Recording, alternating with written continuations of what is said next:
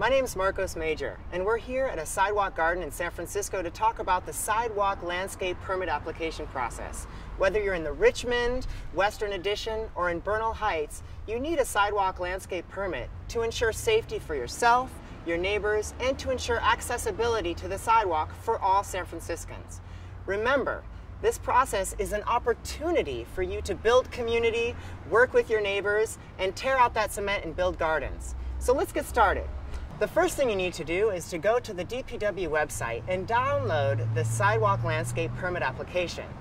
Once you fill that out and write your check, you're going to need to go out to your sidewalk and actually do some measurements. How big is the sidewalk? Where's the garage? Where are the doors? All of this information and measurements are crucially important for DPW staff. And remember, the DPW staff, once they get the permit in the mail, they're there to work with you to ensure that this goes down smoothly and safely for yourself and for your neighbors. We're here for you. So, you have your application, you have your map. How big is the sidewalk? How big is the garden? All of that information is crucial.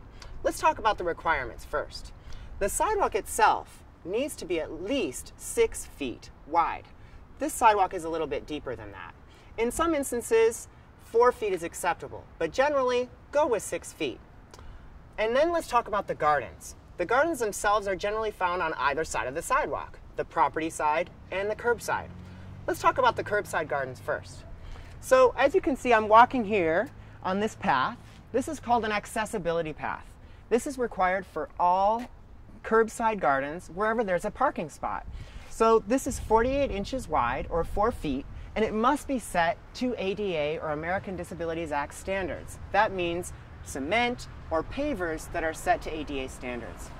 Let's look at this other piece here. We have the courtesy strip.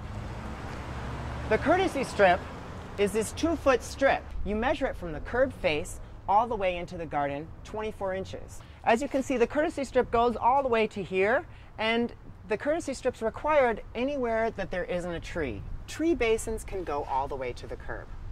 Let's talk about the edging treatments for a moment. This is a great example of really quality edging that not only looks beautiful and will upstand dogs and humans, but it also will ensure that water gets into these gardens. So edging treatments need to be between 4 inches and 15 inches tall, and they need to go on the bookends as you approach the garden on the sidewalk, or they can go around the entire garden as you wish. The materials can be wood, stone, brick. It doesn't really matter. What matters is that it's between 4 and 15 inches and that it allows water to get into the garden. Let's talk about the property side for a moment. On the property side gardens, you also need edging treatments on the bookends as you approach. And think about the plant selection when you're working on your property side. Remember, this is the foundation of your home after all. So large plants and trees are really not suggested on the property side. Now, you've got all the rules. You've got your map, you've got your application. Let's get this in and send it off to DPW. Once Public Works staff has it in their hand, they'll come out and work with you in person or on the phone to make sure that this garden goes smoothly. We're all there to serve you. So thank you so much for doing your part to build green jobs in San Francisco, build habitat, sequester carbon, and create more beautiful, vibrant neighborhoods in our fair city.